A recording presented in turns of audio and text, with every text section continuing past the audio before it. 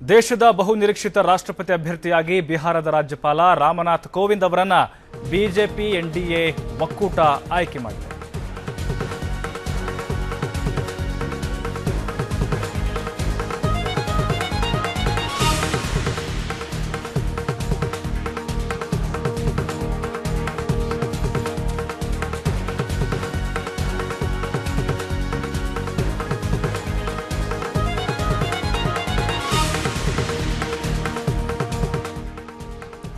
ಇದುವರೆಗಿದ್ದಂತಹ ಎಲ್ಲ ಊಹಾಪೋಹಗಳಿಗೆ ತೆರೆ ಬಿದ್ದಿರುವುದು. ಇನ್ನು ಈ ಆಯ್ಕೆಯಲ್ಲಿ ಅನೇಕ ಸೂಕ್ಷ್ಮ ವಿಷಯಗಳು ಕೂಡ ಅಡಕವಾಗಿದ್ವು. ಹಿಂದುತ್ವ, ರಾಷ್ಟ್ರೀಯತೆ ಮೊದಲಾದ ವಿಷಯಗಳನ್ನು ಹೊರತುಪಡಿಸಿ ದಲಿತರ ಓಲೈಕೆಗೆ ಬಿಜೆಪಿ ಮುಂದಾಗಿದೆ. ಮುಂಬರುವಂತಹ ವಿವಿಧ ರಾಜ್ಯಗಳ ಚುನಾವಣೆಯನ್ನು ಕೂಡ ಬಿಜೆಪಿ ಗಮನದಲ್ಲಿಟ್ಟುಕೊಂಡು ಈ ಆಯ್ಕೆಯನ್ನ ಮಾಡಿದೆ.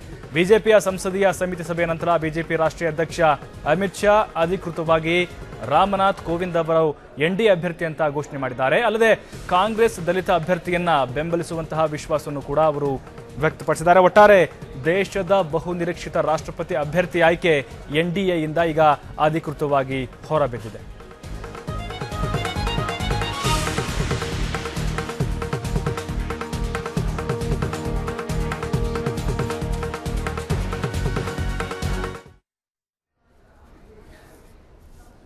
ರಾಷ್ಟ್ರಪತಿ ಅಭ್ಯರ್ಥಿ ಆಯ್ಕೆ ಕೊನೆಗೂ ಏನು ಇವತ್ತು ಅಂತಿಮವಾಗಿದೆ, ತೆರೆ ಬಿದ್ದಿದೆ. ಏನು ಎನ್ಡಿಎ ಅಭ್ಯರ್ಥಿಯನ್ನಾಗಿ ರಾಮನಾಥ್ ಕೋವಿಂದ್ ಅವರನ್ನ ಬಿಜೆಪಿ ಇವತ್ತು ತನ್ನ ಸಂಸದೀಯ ಸಭೆಯಲ್ಲಿ ಆಯ್ಕೆ ಮಾಡಿದೆ. ಸಾಕಷ್ಟು ಅಭ್ಯರ್ಥಿಗಳ ಹೆಸರು ಕೂಡ ಕೇಳಿ ಬರ್ತಾ ಇದ್ದು. ಈ ಹಿಂದೆ ಬಿಜೆಪಿಯಲ್ಲಿ ನೋಡೋದಾದ್ರೆ ಸಾಕಷ್ಟು ಜನ ಅಂದ್ರೆ LK ಅಡ್ವಾಣಿ ಆಗಿರ್ಬೋದು, ಮೋಹನ್ ಭಾಗವತ್ ಆಗಿರ್ಬೋದು, ಸಾಕಷ್ಟು ಜನರ ಹೆಸರುಗಳು ಬಿಜೆಪಿಯಿಂದ ಕೇಳಿ ಬರ್ತಾ ಇದ್ದು. ಆದರೆ ಇವತ್ತು ಕೊನೆಗೆ ಅಂದ್ರೆ ಇವತ್ತು ಅಭ್ಯರ್ಥಿಯ ಆಯ್ಕೆ ಇವತ್ತು ಏನು ರಾಷ್ಟ್ರೀಯ ಅಧ್ಯಕ್ಷ ಅಮಿತ್ ಶಾ ಅಧಿಕೃತವಾಗಿ ಘೋಷಣೆ ಮಾಡಿದ್ದಾರೆ. ದಲಿತರ ನಾಯಕ ರಾಮನಾಥ್ ಕೋವಿಂದ್ ಅವರನ್ನು ಆಯ್ಕೆ ಮಾಡಿ ಈಗ ಬಿಜೆಪಿ ಎನ್ಡಿಎ ಒಕ್ಕೂಟ ಆಯ್ಕೆ ಮಾಡಿದೆ. ಈ ಮೂಲಕ ಇದುವರೆಗಿದ್ದಂತಹ ಎಲ್ಲ ಊಹಾಪೋಹಗಳಿಗೆ ಈಗ ತೆರೆ ಬಿದ್ದಿದೆ. ಒಟ್ಟಾರೆ ಅನೇಕ ಸೂಕ್ಷ್ಮ ವಿಷಯಗಳು ಕೂಡ ಈ ಒಂದು ಆಯ್ಕೆಯಲ್ಲಿ ಅಡಕವಾಗಿದ್ವು. ಹಿಂದುತ್ವ ಆಗಿರ್ಬೋದು, ರಾಷ್ಟ್ರೀಯತೆ ಆಗಿರ್ಬೋದು, ಮೊದಲಾದ ವಿಷಯಗಳನ್ನು ಹೊರತುಪಡಿಸಿ ದಲಿತರ ಓಲೈಕೆಗೆ ಬಿಜೆಪಿ ಮುಂದಾಗಿದೆ. ಮೇಲ್ನೋಟ ಗೊತ್ತಾಗುತ್ತೆ ಈ ಒಂದು ರಾಜಕೀಯ ದಾಳವನ್ನು ಇಟ್ಟುಕೊಂಡು ದಲಿತರ ಒಂದು ಮತವನ್ನು ಓಲೈಕೆ ಮಾಡುವಂತಹ ನಿಟ್ಟಿನಲ್ಲಿ ರಾಮನಾಥ್ ಕೋವಿಂದ್ ದಲಿತ ನಾಯಕರನ್ನ ಈಗ ಬಿಜೆಪಿ ಆಯ್ಕೆ ಮಾಡಿ ಅಧಿಕೃತವಾಗಿ ಘೋಷಣೆ ಮಾಡಿದೆ.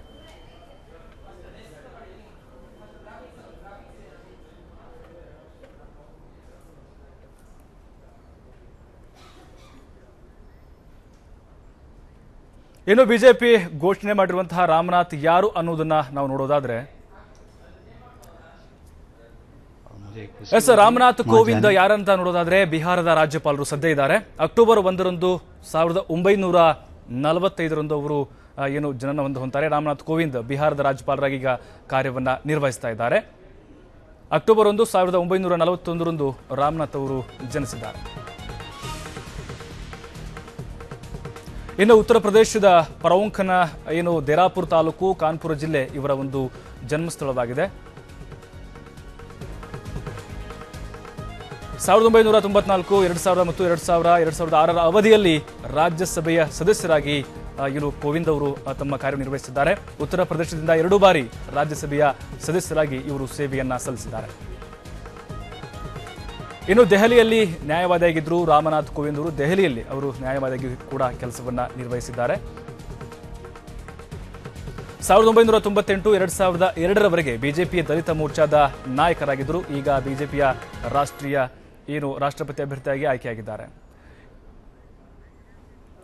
ಈ ಬಗ್ಗೆ ಎಷ್ಟು ಮಾಹಿತಿ ಕೊಡ್ತಾರೆ ನಮ್ಮ ನವದೆಹಲಿ ಪ್ರತಿನಿಧಿ ಹರೀಶ್ ಗಂಜರ್ಗೂಡ್. ಹರೀಶ್, ಅಂತೂ ಇಂತೂ ಏನು ಎನ್ಡಿಎದಿಂದ ಈಗಾಗಲೇ ರಾಷ್ಟ್ರಪತಿ ಅಭ್ಯರ್ಥಿ ಆಯ್ಕೆ ಅಂತಿಮವಾಗಿದೆ. ಅಂದ್ರೆ ಇದರ ಹಿಂದಿನ ರಾಜಕೀಯ ಉದ್ದೇಶ ಅಥವಾ ಇವರನ್ನೇ ಆಯ್ಕೆ ಮಾಡಕ್ಕೆ ಏನಿತ್ತು ಕಾರಣ ಅಂತ ಹೇಳಿ? ಪ್ರಭು, ಈಗ ಎನ್ಡಿಎ ರಾಷ್ಟ್ರಪತಿ ಅಭ್ಯರ್ಥಿಯಾಗಿ ಯಾರು ಆಯ್ಕೆ ಆಗ್ತಾರೆ ಅನ್ನುವಂತ ಸಾಕಷ್ಟು ಕುತೂಹಲ ಕೆರಳಿಸಿತ್ತು. ಆ ಕುತೂಹಲಕ್ಕೆ ಇವತ್ತು 2 ಗಂಟೆಗೆ ಒಂದು ಸಂಸದೀಯ ಮಂಡಳಿ ಸಭೆಯಲ್ಲಿ ಹೊರಬಿದ್ದಿದೆ ಅಂತಾನೆ ಹೇಳ್ಬೋದು. ಬಿಹಾರದ ರಾಜ್ಯಪಾಲರಾಗಿರ್ತಕ್ಕಂತ ರಾಮನಾಥ್ ಕೋವಿಂದ್ ಅವರನ್ನ ಈಗಾಗಲೇ ಎನ್ಡಿಎ ರಾಷ್ಟ್ರಪತಿ ಅಭ್ಯರ್ಥಿ ಅನ್ನುವಂತಹ ನಿರ್ಧಾರಕ್ಕೆ ಬರಲಾಗಿದೆ. ಈ ಒಂದು ಬೆಳವಣಿಗೆಯನ್ನ ನಾವು ಗಮನಿಸೋದಾದ್ರೆ ಎಲ್ಲ ಒಂದ್ ಕಡೆ ರಾಷ್ಟ್ರ ಮಟ್ಟದಲ್ಲಿ ಬಿಜೆಪಿಗೆ ಒಂದು ಇಮೇಜ್ ಇತ್ತು, ದಲಿತ ವಿರೋಧಿ ಅನ್ನುವಂತಹ ಇಮೇಜ್ ಅನ್ನ ಬಿಜೆಪಿ ಗಳಿಸ್ಕೊಂಡಿತ್ತು. ಅಂದ್ರೆ ಎಲ್ಲ ಒಂದ್ ಕಡೆ ಮೇಲ್ವರ್ಗದವರ ಪಾರ್ಟಿ ಅನ್ನುವಂತಹದನ್ನ ಬಿಜೆಪಿ ಹಣೆಪಟ್ಟಿಯನ್ನ ಕಟ್ಟಿತ್ತು. ಹೀಗಾಗಿ ಇದನ್ನ ಹೇಗಾದ್ರೂ ತೊಡೆದು ಹಾಕ್ಬೇಕು, ಹಾಗೆ ಮುಂದಿನ ಚುನಾವಣೆಗಳಿಗೆ ಈ ದಲಿತ ಅನ್ನುವಂತಹ ಫ್ಯಾಕ್ಟರ್ ವರ್ಕ್ ಆಗ್ಬೇಕು ಅನ್ನೋ ನಿಟ್ಟಿನಲ್ಲಿ ಒಂದು ಮಹತ್ವದ ನಿರ್ಧಾರವನ್ನ ತೆಗೆದುಕೊಂಡಿದೆ. ಅದು ಬಿಹಾರದ ರಾಜ್ಯಪಾಲರಾಗಿರ್ತಕ್ಕಂಥ ರಾಮನಾಥ್ ಕೋವಿಂದ್ ಅವರನ್ನ ರಾಷ್ಟ್ರಪತಿ ಅಭ್ಯರ್ಥಿಯನ್ನಾಗಿ NDA ಆಯ್ಕೆ ಮಾಡಲು ಸಿದ್ಧ ಇದೆ ಅನ್ನುವಂತಹ ನಿರ್ಧಾರವನ್ನ ಪ್ರಕಟವನ್ನ ಮಾಡಿದೆ.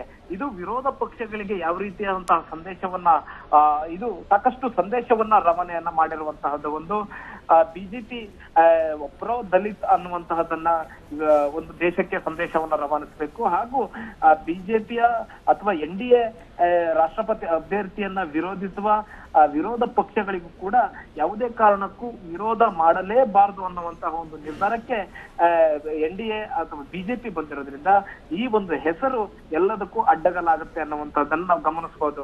ಈಗಾಗಲೇ ಪ್ರಧಾನಮಂತ್ರಿ ಮೋದಿ ಅವರು ಕಾಂಗ್ರೆಸ್ ನಾಯಕಿ ಸೋನಿಯಾ ಗಾಂಧಿ ಅವರ ಜೊತೆ ಒಂದು ಸುತ್ತಿನ ಮಾತುಕತೆಯನ್ನ ಫೋನ್ ಮೂಲಕ ಮಾಡಿದ್ದಾರೆ. ಅದ್ರ ಜೊತೆಗೆ ಮಾಜಿ ಪ್ರಧಾನಿ ಮನಮೋಹನ್ ಸಿಂಗ್ ಅವ್ರ ಜೊತೆ ಮಾತುಕತೆಯನ್ನ ನಡೆಸಿದ್ದಾರೆ. ಸಮಾಜವಾದಿ ನಾಯಕರ ಜೊತೆ ಮಾತುಕತೆಯನ್ನ ನಡೆಸಿದ್ದಾರೆ. JDU ನಾಯಕ ಆದಂತಹ ಬಿಹಾರ ಮುಖ್ಯಮಂತ್ರಿ ನಿತೀಶ್ ಕುಮಾರ್ ಜೊತೆನೂ ಕೂಡ ಮಾತುಕತೆಯನ್ನ ನಡೆಸಿದ್ದಾರೆ. ಅಂದ್ರೆ ಎಲ್ಲಾ ಕಡೆಯಿಂದಲೂ ಕೂಡ ಪಾಸಿಟಿವ್ ರೆಸ್ಪಾನ್ಸ್ ಬಂದಿದೆ ಅನ್ನುವಂತಹದನ್ನ ಬಿಜೆಪಿ ಹೇಳ್ಕೊಳ್ತಾ ಇದೆ. ಅದ್ರ ಜೊತೆಗೆ ಸಮಾಜವಾದಿ ಪಕ್ಷದ ನಾಯಕರುಗಳು ಕೂಡ ಈ ಒಂದು ಆಯ್ಕೆಯನ್ನ ಬೆಂಬಲಿಸಿದೆ, ಹಾಗೂ ಬಿಹಾರ ಮುಖ್ಯಮಂತ್ರಿ ನಿತೀಶ್ ಕುಮಾರ್ ಕೂಡ ಈ ಒಂದು ಆಯ್ಕೆಯನ್ನ ಬೆಂಬಲಿಸಿದ್ದಾರೆ ಅನ್ನುವಂತ ಒಂದು ಮಾತುಗಳು ಕೇಳಿ ಬರ್ತಿದೆ. ಅದ್ರ ಜೊತೆಗೆ ತೆಲಂಗಾಣದ ಮುಖ್ಯಮಂತ್ರಿ ಆದಂತಹ ಚಂದ್ರಶೇಖರ್ ರಾವ್ ಕೂಡ ಈ ಒಂದು ಆಯ್ಕೆಯನ್ನ ಬೆಂಬಲಿಸಿದ್ದಾರೆ, ಈ ಒಂದು ಬಿಜೆಪಿಯ ನಿಲುವನ್ನ ಬೆಂಬಲಿಸಿದ್ದಾರೆ. ಅದ್ರ ಜೊತೆಗೆ ಕಾಂಗ್ರೆಸ್ನ ಹಿರಿಯ ನಾಯಕಿಯಾದಂತಹ ಮಾಜಿ ದೆಹಲಿ ಮುಖ್ಯಮಂತ್ರಿ ಆದಂತಹ ಶೀಲಾ ದೀಕ್ಷಿತ್ ಅವರು ಈ ಬಿಜೆಪಿಯ ಈ ಆಯ್ಕೆಯನ್ನ ಬೆಂಬಲಿಸಿದ್ದಾರೆ ಅನ್ನುವಂತಹ ಮಾತುಗಳು ಈಗ ಕೇಳಿ ಬರ್ತಿರುವಂತಹದ್ದು. ಒಟ್ಟಾರೆ ಬಿಜೆಪಿ ಒಂದು ನಿಲುವನ್ನ ತೆಗೆದುಕೊಂಡಿದೆ. ಒಂದು ದಲಿತ ಅಭ್ಯರ್ಥಿಯನ್ನಾಗಿ ನಾವು ಮುಂದಿಟ್ಟಿದ್ದೆ, ಅದಲ್ಲಿ ವಿರೋಧ ಪಕ್ಷಗಳಿಗೆ ವಿರೋಧಿಸಲಿಕ್ಕೆ ರಾಷ್ಟ್ರಪತಿ ಅಭ್ಯರ್ಥಿಯನ್ನ ವಿರೋಧಿಸಿ ಮತ್ತೊಂದು ಅಭ್ಯರ್ಥಿಯನ್ನ ಅವರು ತಾವು ಹಾಕ್ಲಿಕ್ಕೆ ಕಷ್ಟ ಆಗ್ಲಿ ಅನ್ನುವಂತಹ ಒಂದು ನಿರ್ಧಾರವನ್ನ ತೆಗೆದುಕೊಂಡಿದೆ. ಅದ್ರ ಜೊತೆಗೆ ಮುಂದಿನ ವಿಧಾನಸಭೆ ಚುನಾವಣೆಯ ಜೊತೆಗೆ ಮುಂದಿನ ಲೋಕಸಭೆ ಚುನಾವಣೆ ಮೇಲೂ ಸಾಕಷ್ಟು ಕಣ್ಣಿಟ್ಟಿರುವಂತಹ ಬಿಜೆಪಿ ಈ ಒಂದು ರಣತಂತ್ರವನ್ನ ಹೆಣೆದಿದೆ ಅನ್ನುವಂತಹದನ್ನ ನಾವು ಗಮನಿಸಬಹುದಾಗಿದೆ. ಪ್ರಭು, ಥ್ಯಾಂಕ್ ಯು ಹರೀಶ್, ತಮ್ಮೆಲ್ಲ ಸಂಪೂರ್ಣವಾದಂತಹ ಮಾಹಿತಿಗಾಗಿ. ಇದು ನಮ್ಮ ಪ್ರತಿನಿಧಿ ಹರೀಶ್ ಕೊಟ್ಟಂತಹ ಹೆಚ್ಚಿನ ಮಾಹಿತಿ.